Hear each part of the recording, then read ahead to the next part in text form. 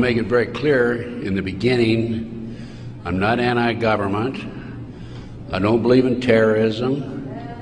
And I want to make it especially clear that there are a lot of good people in the FBI and the CIA, Naval Intelligence, Army Intelligence, Military Intelligence, NSA. Unfortunately, there are a few key people in key positions who have made a difference, a big difference, in what's happening in America today. So, looking back, my personal experiences, I retired from the FBI March 1979. At that time, I was in charge of the FBI Los Angeles Division. I had more than 700 personnel under my command. The Attorney General of the United States, Griffin Bell, asked me after I retired if I'd coordinate security for the Pan American Games. I did. I was a consultant in the 1984 Los Angeles Olympics. I was a consultant for former Governor Jerry Brown, California Narcotic Authority. When I retired, I had no idea what was going on. I had no idea about the Illuminati. I had no idea about Adam Weishaupt.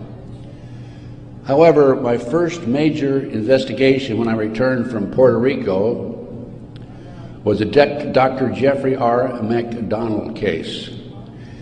He's a former Green Beret doctor who was convicted of murdering his wife and 2 children at Fort Bragg, February 17, 1970. He'd been tried and convicted and sentenced to 3 consecutive life sentences. I was asked by the defense team to investigate the case because they claimed that Dr. McDonald was innocent. I said I would, but if I learned that he murdered his wife and 2 children, I would discontinue my investigation, no longer become involved. I want you to know I'm still working for Dr. McDonald. He is an innocent man. Now, once I became involved in the case, I had to read everything, and I learned that evidence was lost, evidence was stolen, evidence was altered. An FBI agent, Paul Stombaugh, lied before the grand jury, and most important of all, Colette, the wife, had skin where she had fought off the assailants under her fingernails. That skin was handed over to William F. Ivory, the chief investigator for the Army, and it has disappeared. 10 months into the case, October 25, 1980, I, through a series of circumstances, I don't have time to go into the details now, obtained a signed confession from one Helena Stokely. I had 3 sessions with her, 10 days each, total of 30 days. Helena told me that Dr. McDonald did not commit those crimes, that they were committed by her satanic cult group. And I said to myself, what's this all about? I don't know anything about Satanism. I read about it in the Bible, of course, and that's about it.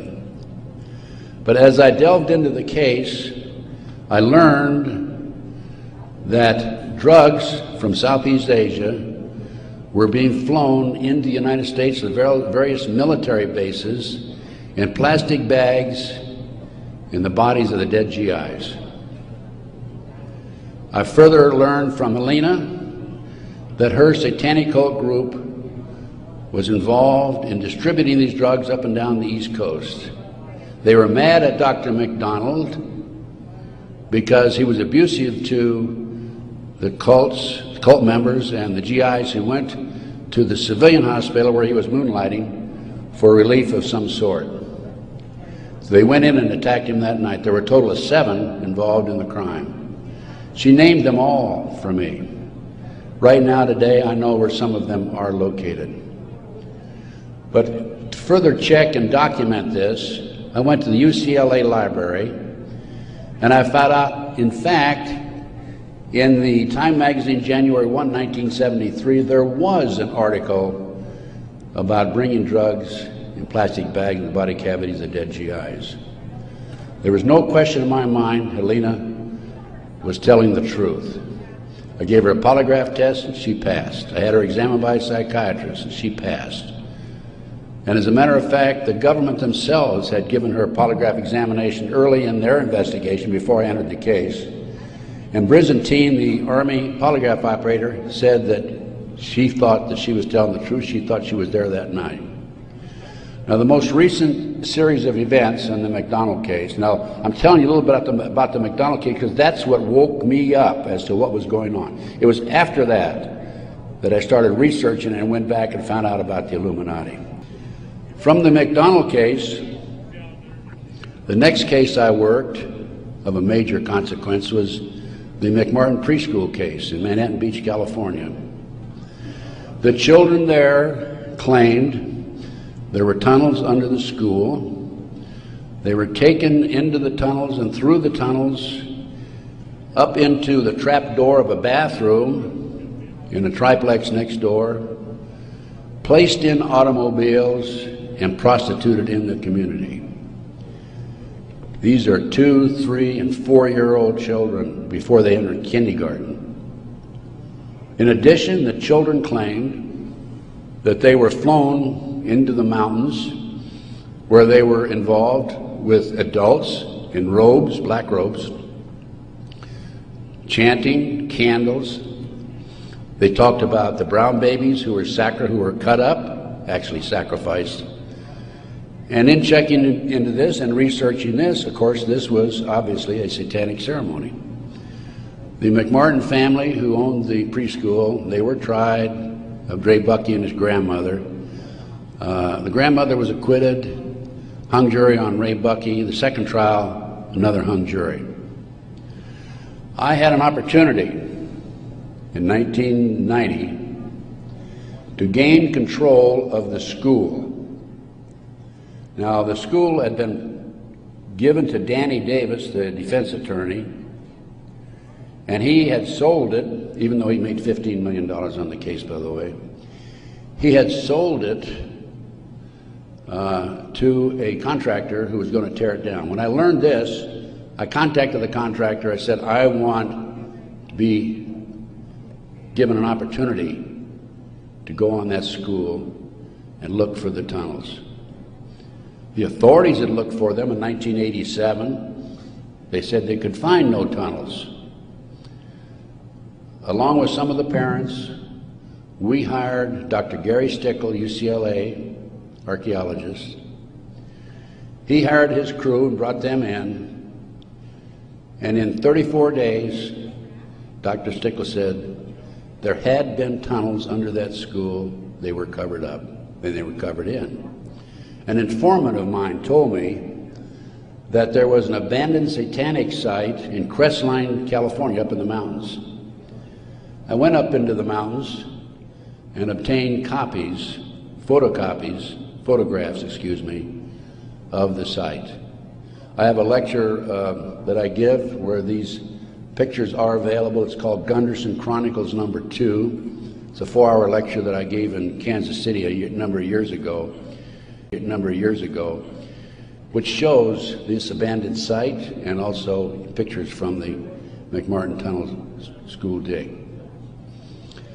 From there, I became involved in another case, very frightening case, because I established, with the help of people like John DeCamp, former state senator in Nebraska, that we have in this country today a covert military criminal enterprise, government enterprise, primarily by U.S. military intelligence, that is operating full throttle, and everybody refuses to investigate it.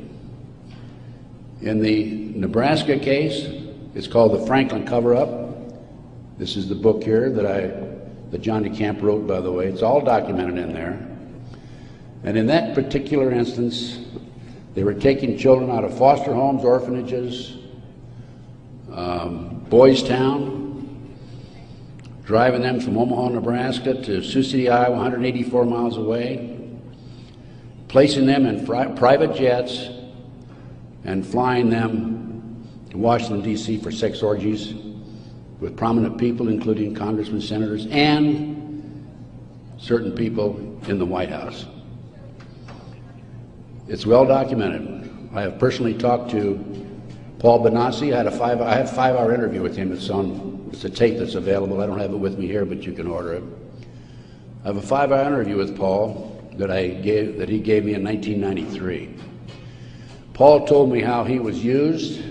He was part of the kidnapping crew and was used as a decoy when he was 10, 11, 12 years old in parks, shopping malls, to attract the children over near where the adults were in a car waiting for them.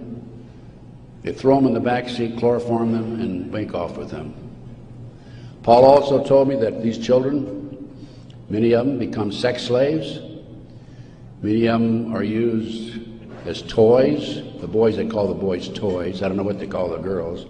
But these degenerate, sick people, the men are more interested in the little boys than they are the girls for some reason. But it's all well documented. Paul drew the inside living quarters of the White House. Now, this information broke in about 1987. That's about right after I entered, just before I entered the case. I replaced a fellow named Gary Caradori, who was the investigator for a Nebraska Senate committee. Gary met the official photographer of the group, who had split from the group, defected, and agreed to take the pictures that this official photographer gave him, and they met in Chicago, agreed to take the pictures back to the committee. He flew out of Chicago in his private plane, a short distance out of Chicago. The plane exploded midair, and his briefcase has never been found. He and his 11-year-old boy died. His briefcase has never been found. The rear seat of the airplane has never been found. I had made every attempt possible to obtain possession of or control of that plane, because I wanted to examine it for bomb chemicals, particularly the back seat. It's no longer available. Nobody knows what happened to it. Gary Caradori was a civilian, yet it was taken to a military base for examination. A deputy sheriff was the first one on the scene. He saw the pictures. He started picking up the pictures. An FBI agent came along, took the pictures away from him, told him to keep his mouth shut. He started talking to a few people. A year later, his wife was murdered. He's no longer talking. This international child kidnapping ring, I later learned, was out of Washington, D.C. It was very active, and the organization is known as the Finders. And I have a report on the Finders back there. Everything I'm telling you is documented, by the way. The Finders has been established and operating throughout the 1960s up to the present time. It was exposed in 1987. They moved their operation to Wichita, Kansas, and they're operating right today in Wichita, Kansas. I have taken my report to the FBI a half a dozen times, demanded an investigation, and I have yet to be interviewed. So we have the Finders, we have the Franklin cover-up, which documents what I'm telling you. We have the pawns in the game. Pawns in the game is the Illuminati. This is the Illuminati/satanic movement in this country today. And the last thing I'm going to mention in the way of a book is why Johnny can't come home. Johnny Gosch was, September the 5th, 1982, a newspaper boy on a Sunday, and he was about to deliver his newspapers in West Des Moines, Iowa. He never delivered any newspapers. He disappeared. The mother, Noreen Gosch, was dumbfounded, didn't know what happened, demanded an investigation of the FBI and by the West Des Moines Police Department.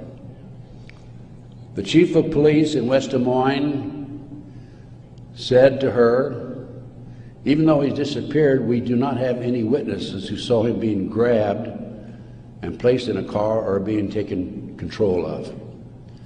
So we're not going to investigate it. The FBI used the same premise.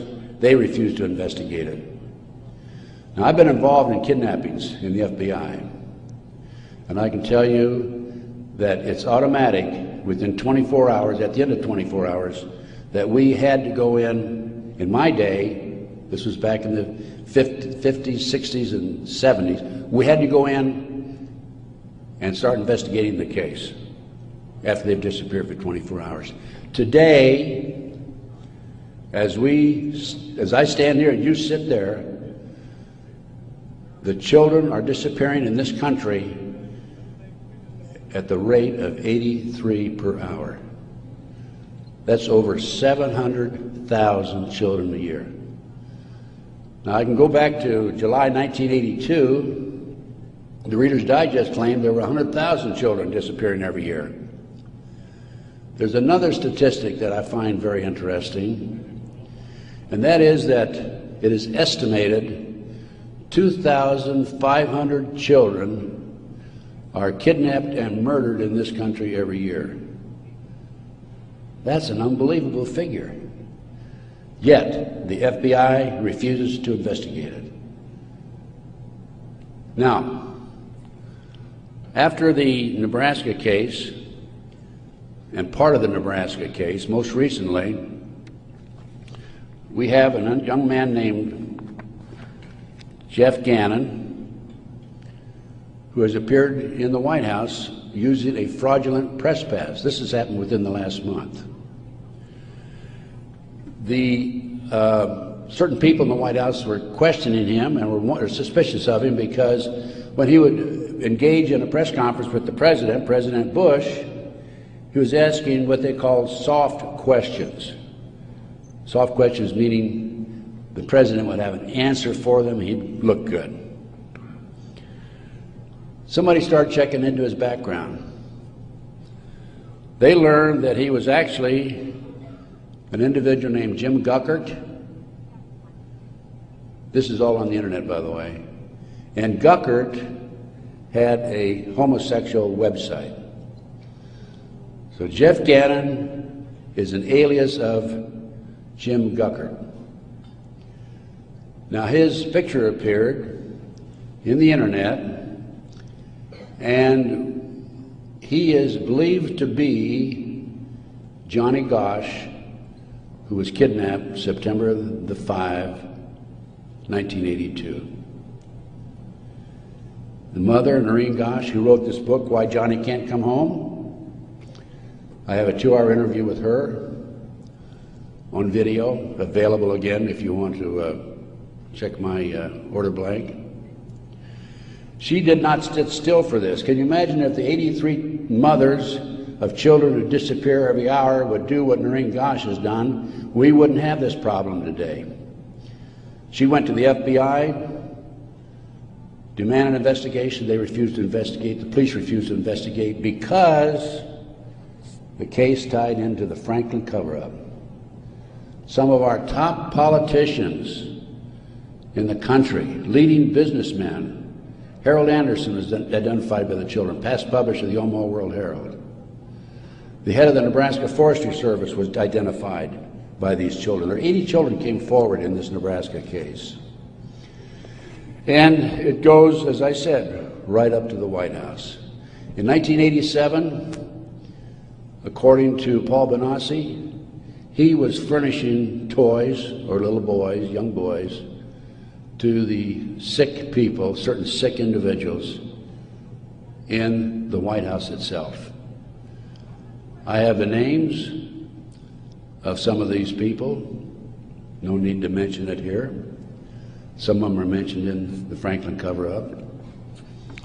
But it does appear that Jeff Gannon is, in fact, Johnny Gosch. Noreen Gosch, the mother, has looked at the pictures. She believes it's Johnny Gosch because He has a scar on his right cheek about the size of a nickel. It's white. Gannon has a scar there also. Little Johnny Gosch had a birthmark on his left chest about 8 inches long. From looking at pictures of Jeff Gannon on the internet, it appears that he had a birthmark at one time, and there's been an attempt to erase it. I personally talked to one of the youngsters who was involved in this network. I've talked to several of them. And he assures me that Jeff Gannon is, in fact, Johnny Gosch.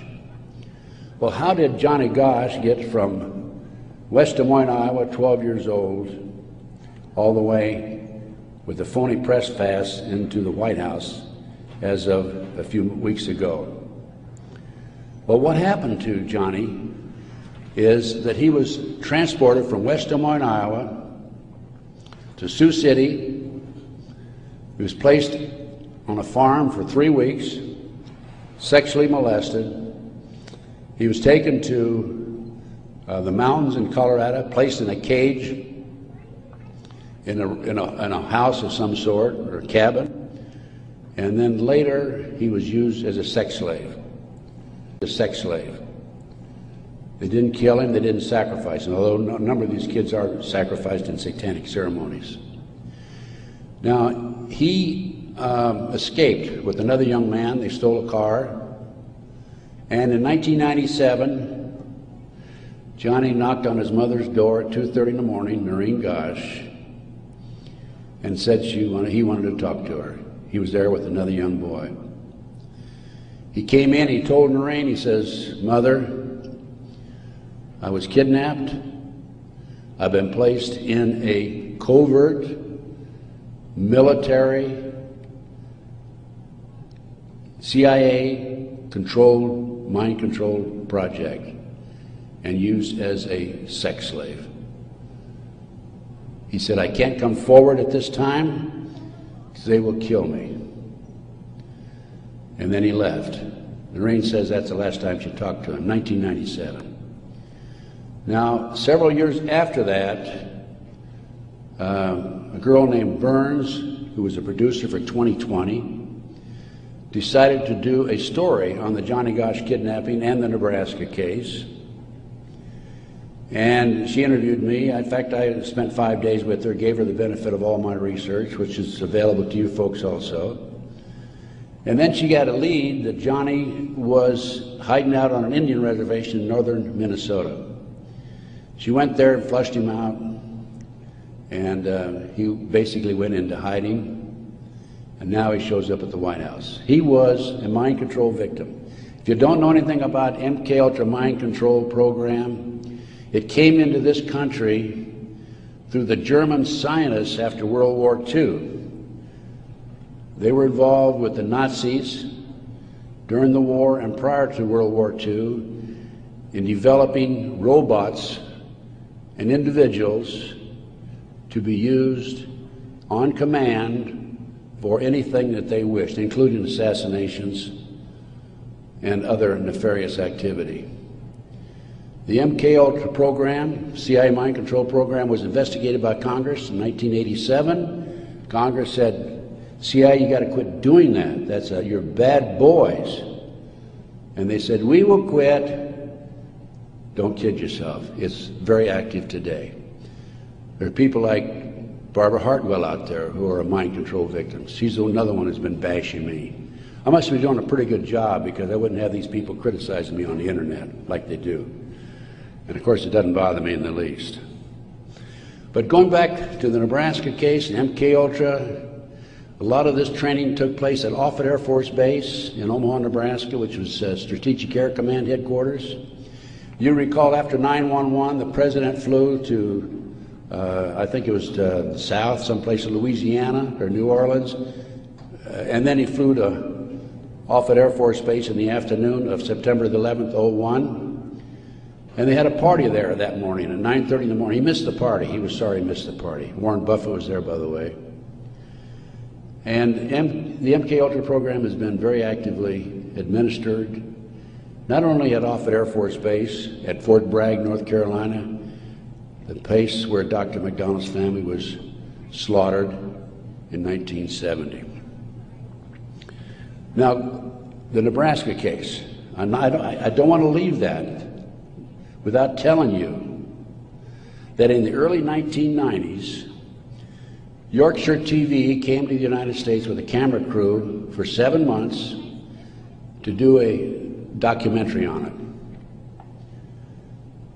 They went back to England, produced the documentary, and they brought it over into the United States. It was listed in the TV Guide to be aired on May the 3rd, 1994. When certain members of Congress found out about it, they threatened the cable industry with restrictive legislation. Somebody anonymously bought up the rights to the videotape or the documentary and ordered all copies destroyed. About 6 months ago, as any good investigator would do, I said, I'm going to get a copy of that TV Guide. I didn't have a copy. John DeCamp had one at one time, couldn't find it. That's typical of John, by the way. Good friend, great guy. And so I said, I'm going to get my own copy. So I wrote to TV Guide people, and I received a copy of the TV Guide for May 3rd, 1994. 10 p.m. Discovery Channel. It's not listed. A nature show is listed instead on the new reprinted edition. I'm not going to be outfoxed by these people. I went to the Los Angeles Times TV log. It's listed, Conspiracy of Silence. I called a friend of mine in Philadelphia, and I said, check the TV log for the Philadelphia Inquirer. Conspiracy of Silence is listed in the Philadelphia Inquirer. The power of the press. They changed and reprinted the whole TV Guide. It never has been shown publicly in the United States, and I doubt if it ever will be shown publicly. But as I said, it is available for you.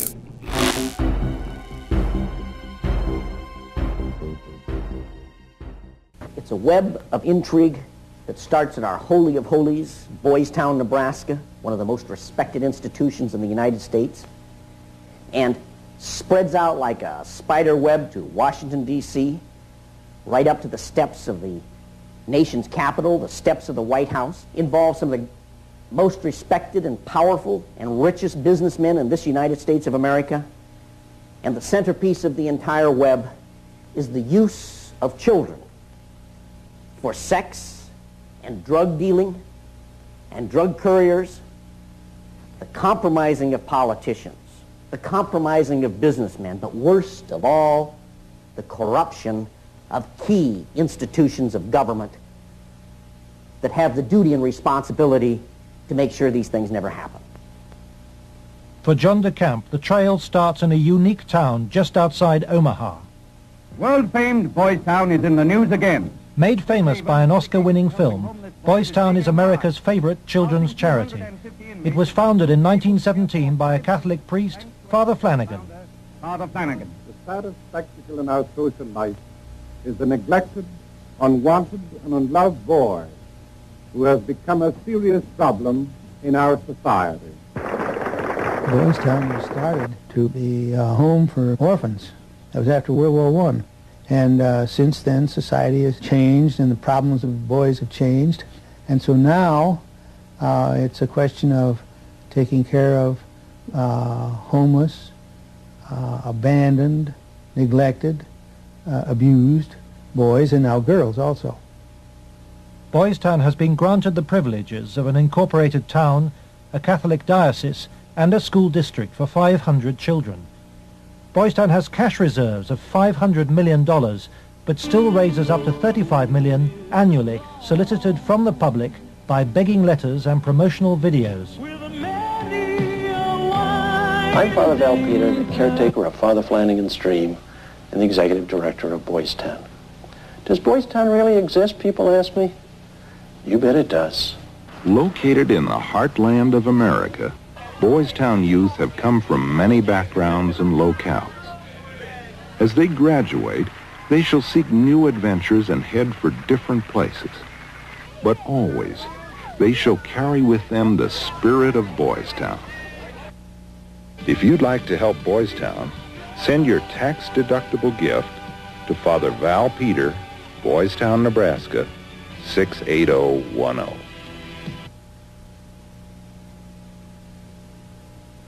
Boys Town, for me, was the first thing I ever heard of when you think of institutions that you respect.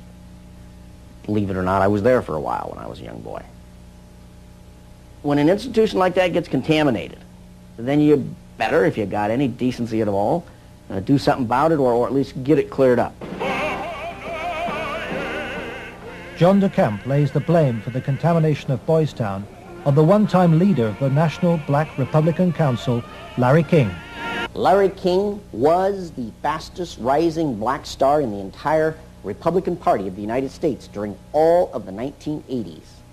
And he was also one of the most evil individuals in this country in terms of being a dealer of children, in terms of being a thief, 40 million that they documented he stole, and in terms of using and compromising and corrupting one after another politicians. The base for his network was the Franklin Federal Credit Union, a people's bank in Omaha, Nebraska. Larry King was its general manager.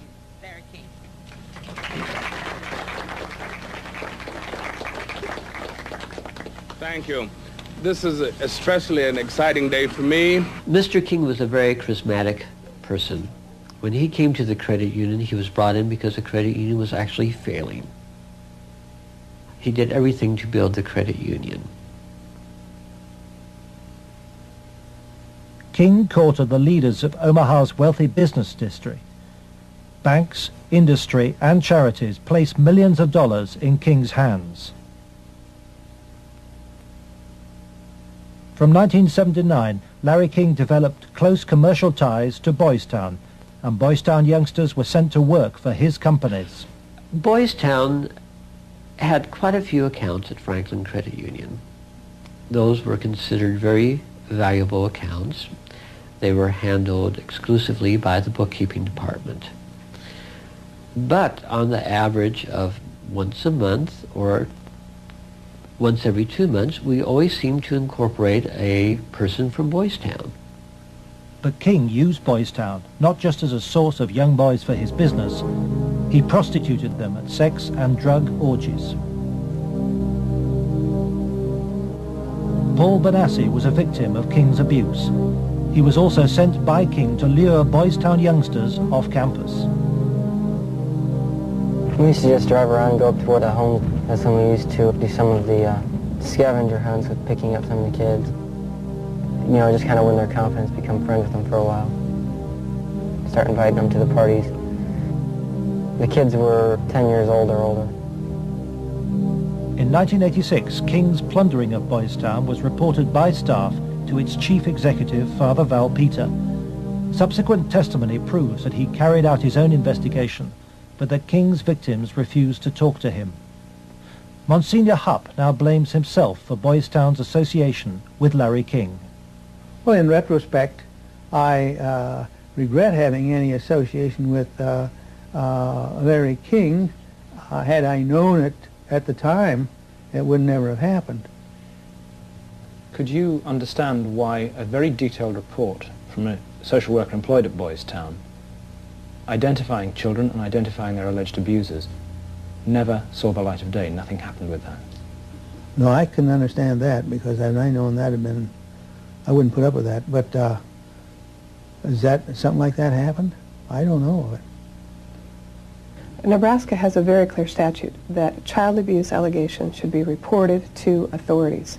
They shouldn't be reported to the principal of a school, director of a facility. They should be reported directly to either Child Protective Services or law enforcement. And so Larry King remained free to feed his pedophilic parties with child victims. But in 1988, a routine review brought King's involvement with Boys Town youth to the attention of Nebraska's State Foster Care Review Board. And the information presented to the Foster Care Review Board, either via the telephone reports, the personal reports, or the reports we reviewed, Larry King's name was consistently present as someone that the youth were making allegations against. So I would say we handed over at least a foot-high amount of material to authorities, and nothing happened.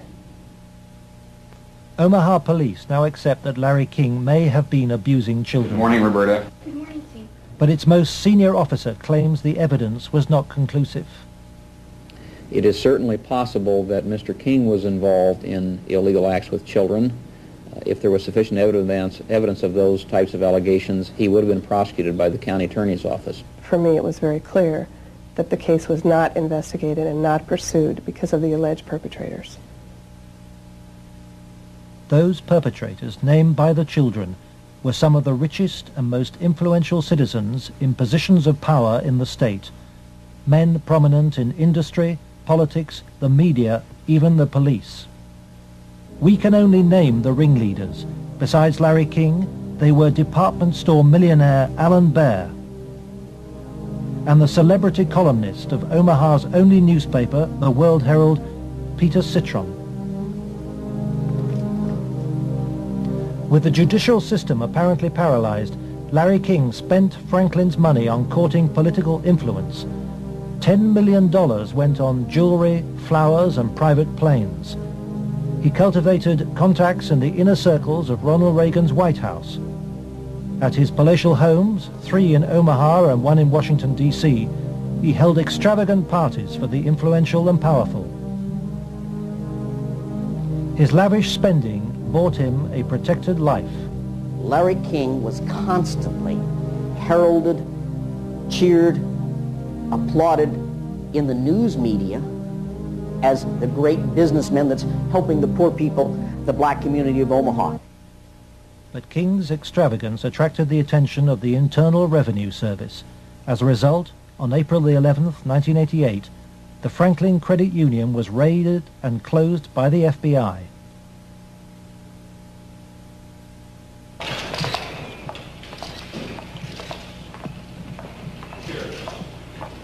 King was arrested, and the federal investigation showed he had stolen $40 million from Franklin. Documents we possess reveal the FBI interviewed many of the victims of Larry King's sex ring, but no action was taken. In November 1988, Nebraska's state government set up a parallel investigation into Larry King. A legislative committee was formed. Its chairman was the Republican head of Nebraska's Banking Committee, corn farmer and state senator Loren Schmidt. Immediately, anonymous threats began. I received a phone call on the floor of the legislature. The caller did not identify himself, but he said, "Loren, you do not want to have an investigation of the Franklin Federal Credit Union."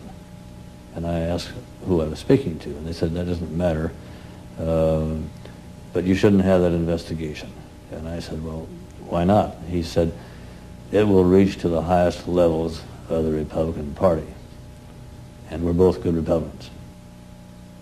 Undeterred, the committee began their investigations, and the money trail led quickly to the original allegations of child abuse. Carolyn Stitt was one of the first to testify. The night before we testified before the legislative committee, I did receive a phone call at home that said, "If you speak, you won't live to regret it." To protect the inquiry, Schmidt's committee hired special legal counsel and full-time professional investigators Gary Caradori and Karen Ormiston. I said, "We do not want you to bring to the committee rumors, innuendos, nothing that cannot be backed up with facts." I said, "Bring to the committee that which we can take to a prosecutor." The investigators found new victims of King's pedophile network, many on the streets of Omaha. The picture they built up was of a large ring of rich and powerful pedophiles, many named the same men as those involved with the Boys Town cases 3 years earlier.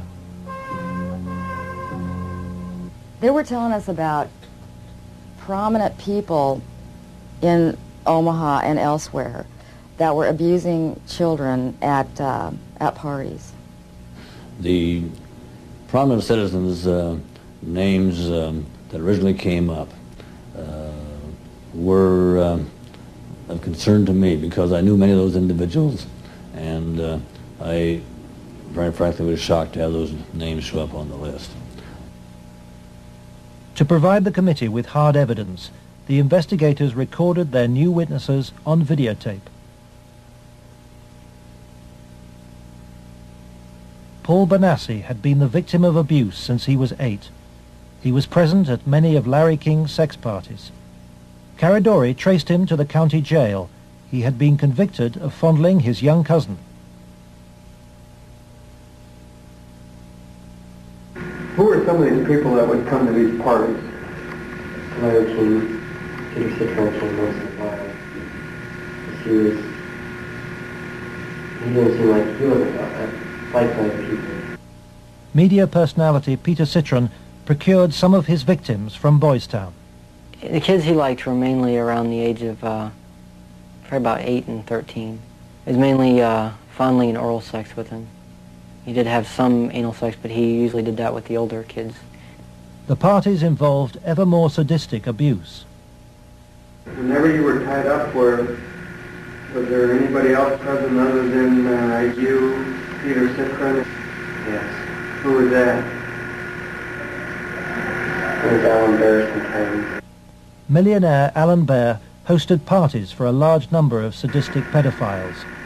Paul Bonacci suffered at their hands. Okay.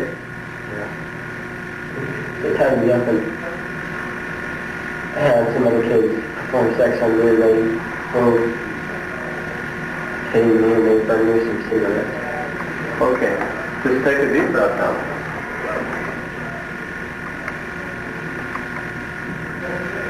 And cross with Troy Bonner. Troy Bonner would tie you up? He was there. Troy Bonner was found by the investigators and his videotape testimony taken under oath. I was shocked when I walked in. There was a kid, I would say about 15 years old, out in the middle of the room. One guy was standing in front of him. He was bent over, and the other guy was like reaching under him, playing with his nipples, while a guy whom Jeff told me was a police officer shoving beads up his rectum. The police officer was shoving beads up his rectum? Yes. Bonner named Alan Bear as the man who introduced him to the sex parties. Alan Bear was a sick.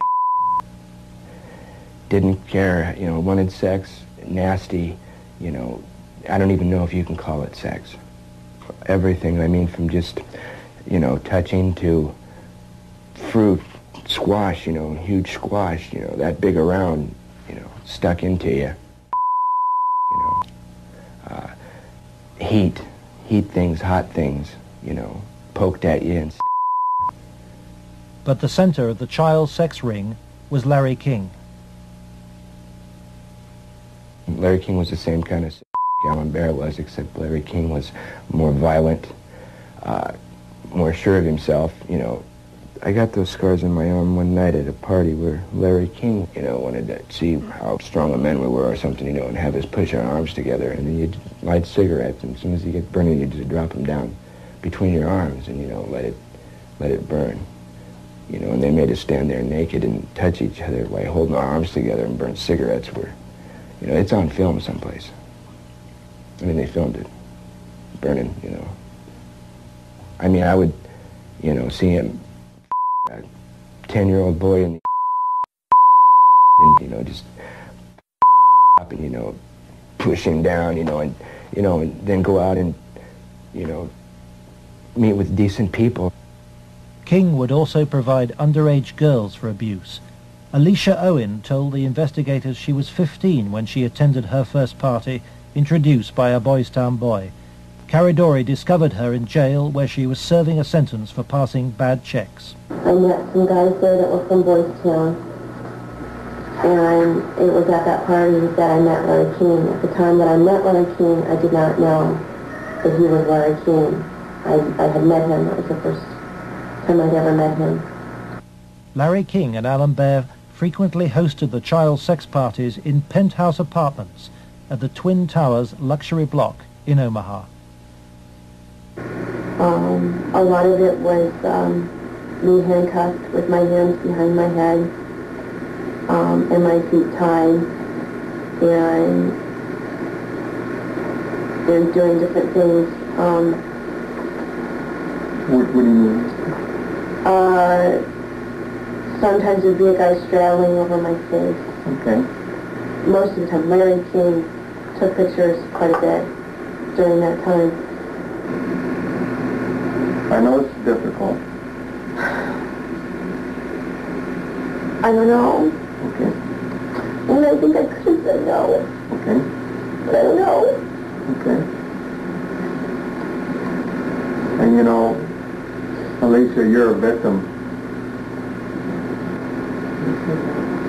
And with a young age, let's go off camera for a minute. We were appalled. Appalled.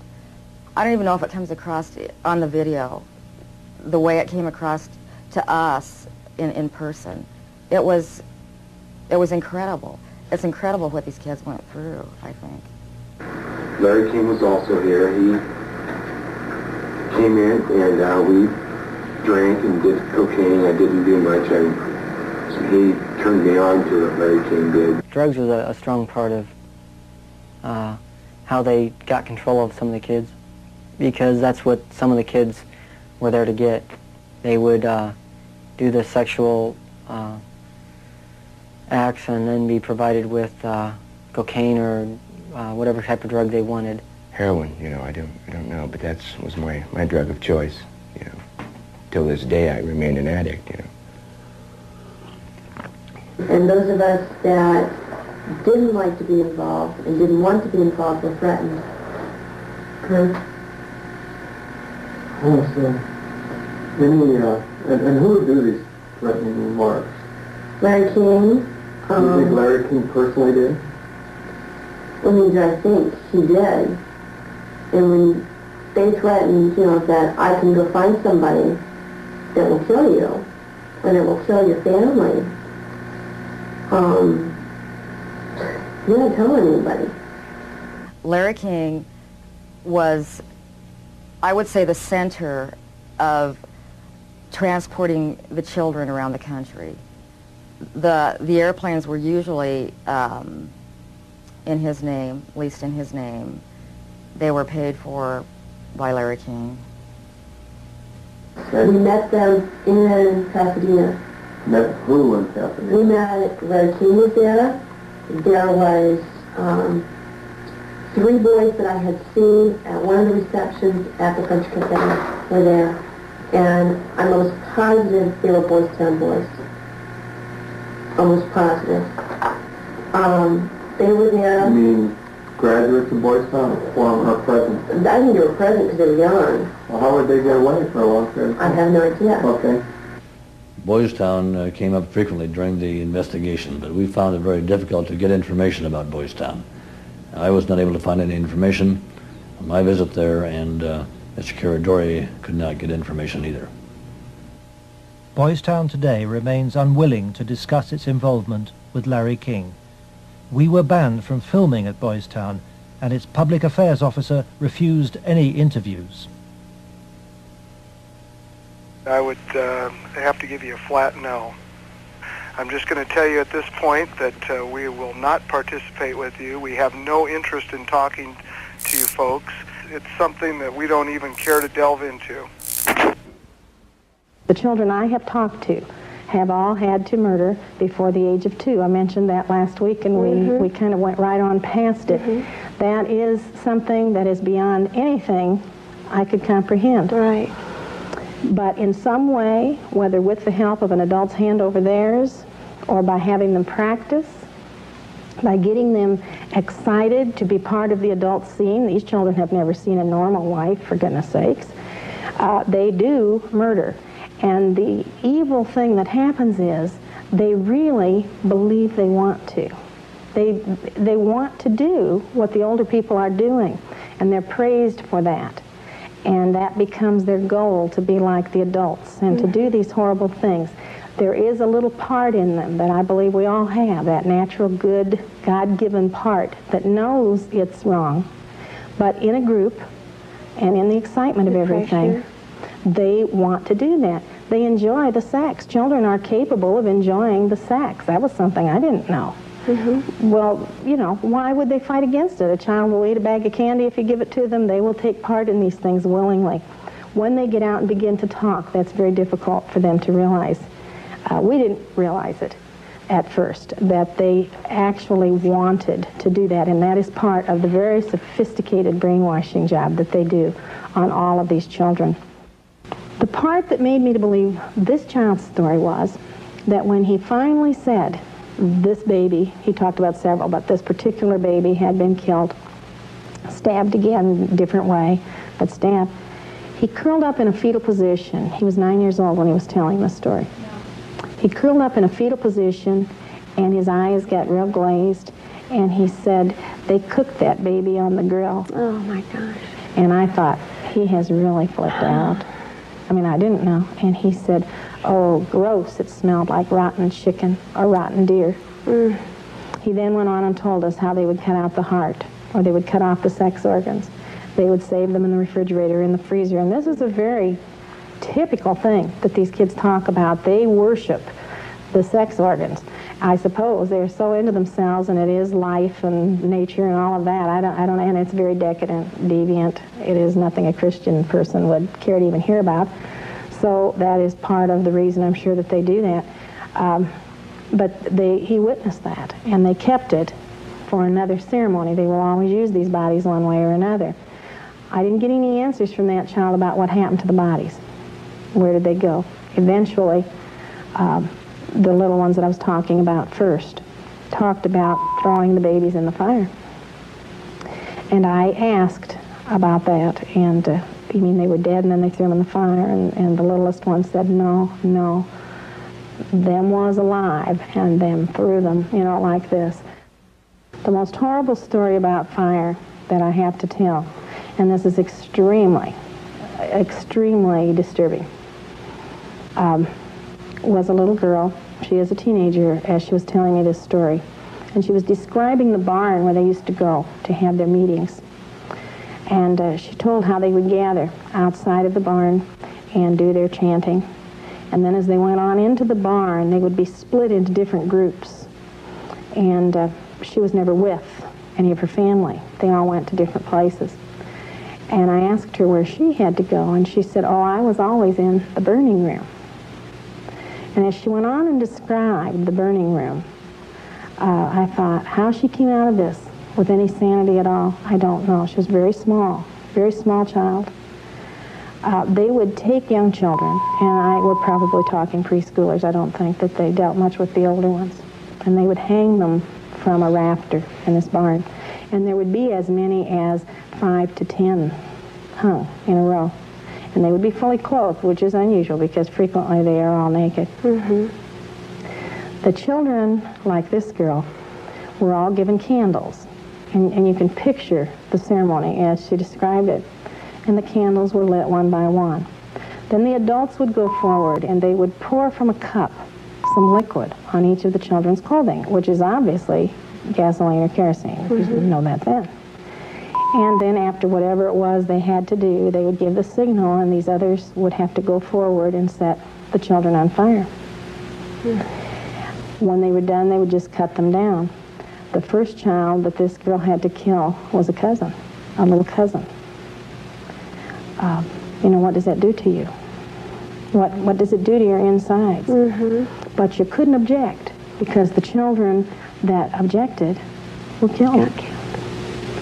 Frequently, she said, people would come. They'd come as families, like we would go to some big festive gathering, not knowing that their child would be sacrificed. And she would describe the screams of the parents when they realized that their child had been killed. And she talked about them being cut down and how they would draw a circle around the body.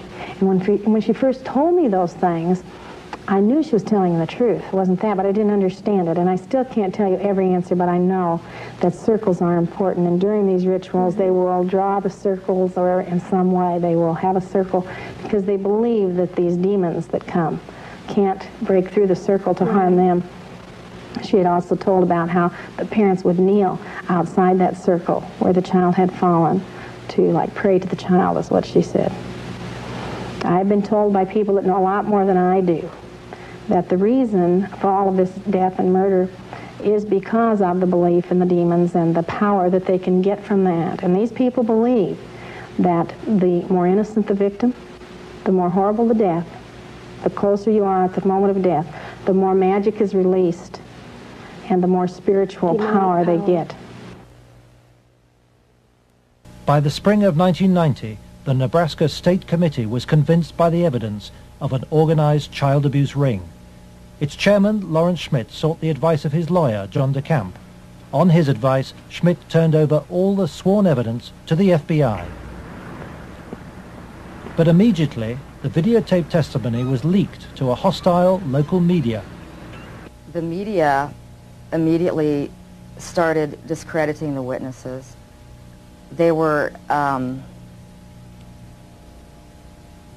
the witnesses came across in the media, in the Omaha World-Herald, especially, as the criminals.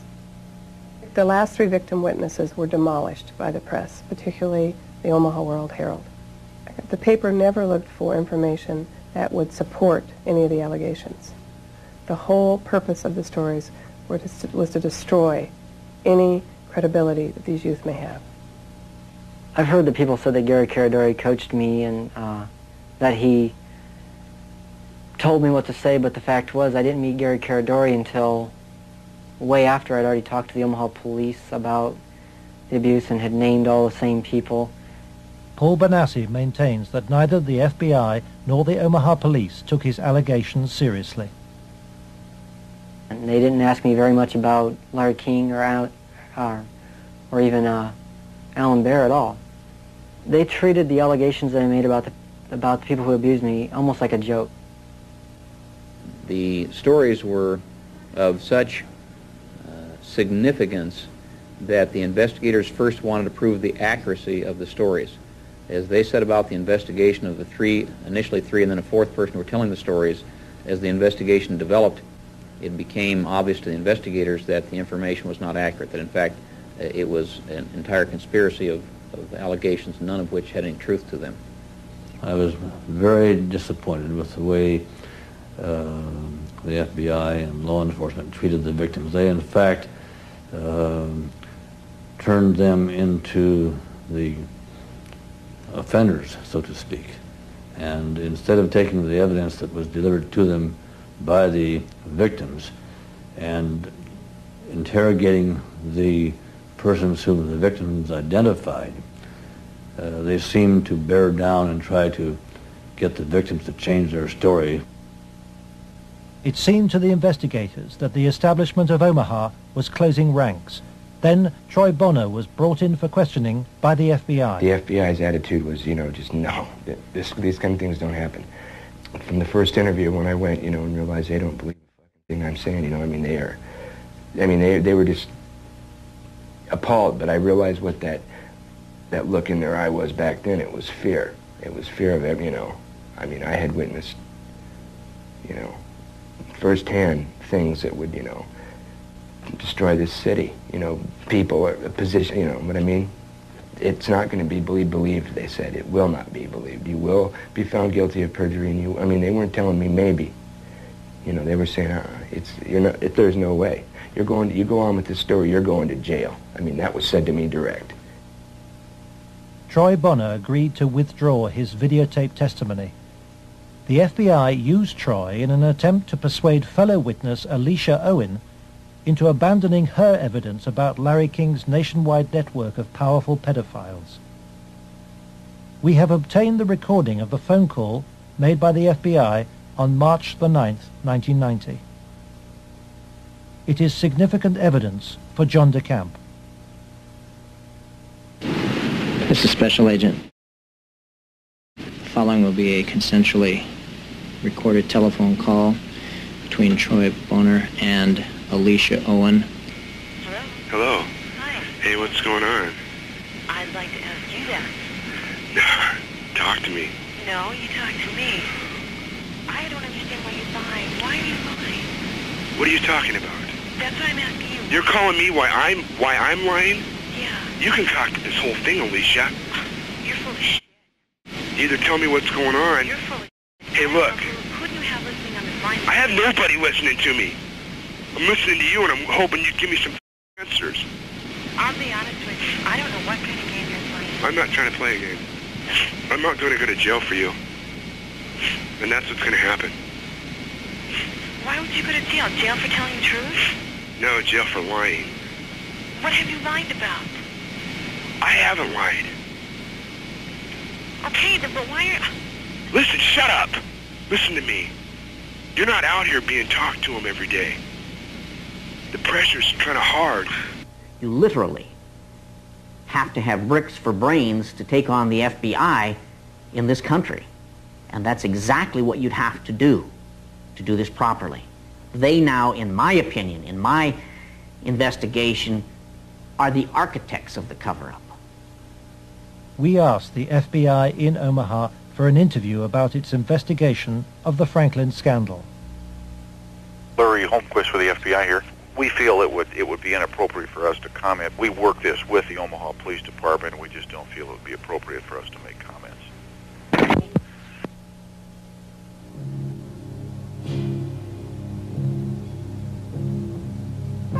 As the investigators sought out new witnesses, they found themselves under constant threat.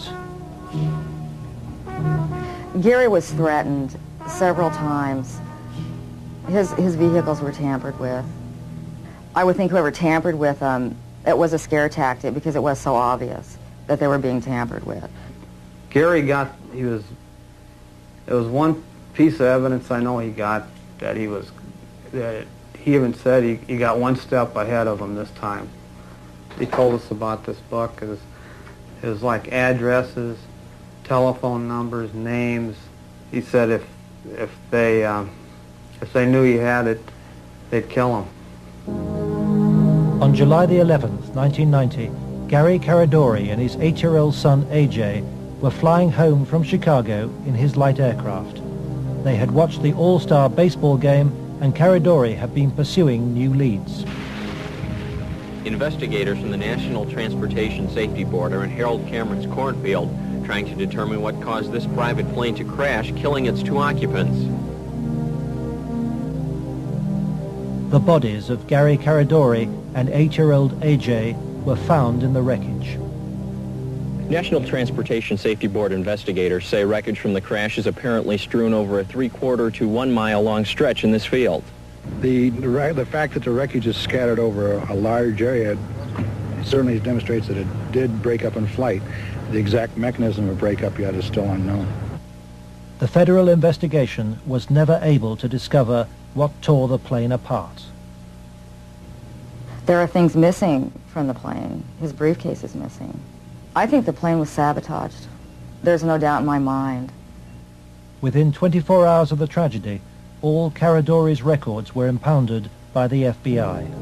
But Gary Caradori's death pricked Troy Bonner's conscience. He promised Sandy that he would tell Senator Schmidt's committee about the FBI's pressure which led him to lie. I set the record straight. I was, going to do it. And would. The truth would come out, and somebody would be held accountable for his death. And then at the funeral, I had seen, FBI guys, and they looked at me. I was supposed to meet Senator Labetz and Schmidt for lunch after the funeral. And, that's when I decided, I told my mom, we're not going to do the lunch. We're going to hightail it out of Lincoln now. Troy Bonner claims that pressure from the FBI and with the assistance of the county attorney's office in Omaha led him to swear a new statement claiming that he and Alicia Owen had concocted the entire child abuse story. He told this story to the grand jury formed to bring any charges. On July the 23rd, 1990, the grand jury issued a bizarre and contradictory report. It indicted Larry King for fraud and embezzlement and ruled that he had paid young men for sex but dismissed allegations about his sex ring. It indicted Alan Baer for the serious offence of pandering for sex, but rejected evidence linking him to King or to Citron, whom it noted had been convicted of separate child molestation charges. It accepted that Troy, Alicia, and Paul Bonacci had been abused, but not by the people they identified, and for refusing to withdraw her evidence, it charged Alicia Owen with perjury.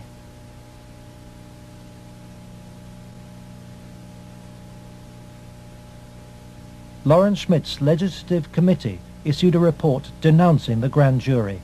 Schmidt acknowledges that the system failed both the victims and him.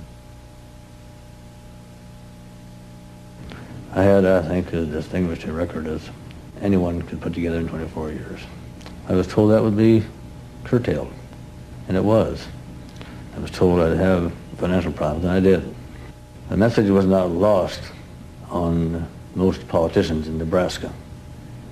I think the message that was delivered was, if any legislative committee ever tries to conduct a thorough investigation again, the same thing will happen.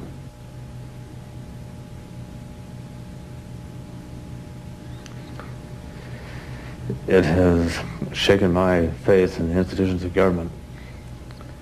I used to be a firm believer that the system would work, and that people who did things wrong would be punished. And we discovered victims who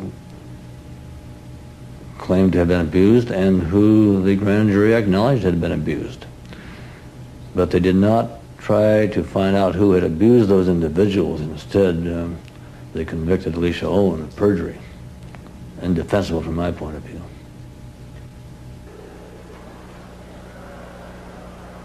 The trial took place in July 1991. Troy Bonner testified that the child abuse story had been an invention. As a result, Alicia Owen was sentenced to between 9 and 25 years in prison.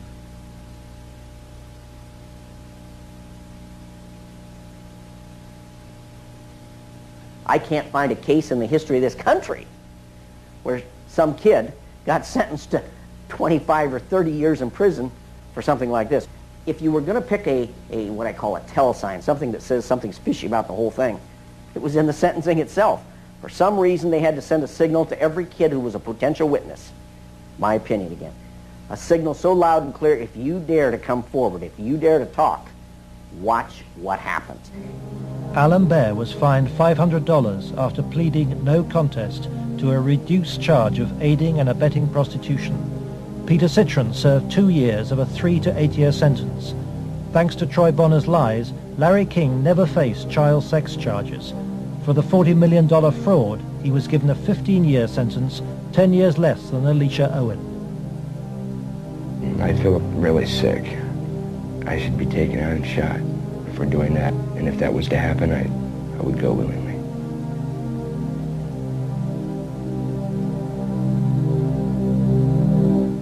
John DeCamp believes that the legal system is still being subverted and that the people protected are still at the heart of the American establishment.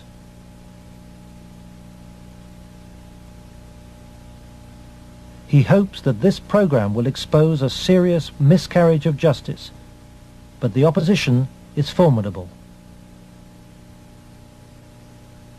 It's beyond belief that arguably the most powerful person in the world, the President of the United States, in the form of Richard Nixon, could not prevent the investigation of Watergate, or that President Reagan could not prevent the investigation of Iran-Contra, and yet somehow this group of unnamed, unknown, anonymous individuals in Omaha, Nebraska have such power they can control and protect all of these people from being investigated. Those allegations are ridiculous. Well, first of all, Nixon did cover up Watergate. Number one. Bush did cover up Iran-Contra, at least officially. And Omaha has successfully covered up this situation. In each case, it was the press that exposed the problem. It wasn't institutions of government. They had been corrupted. They had been compromised. They were the ones doing the cover-up.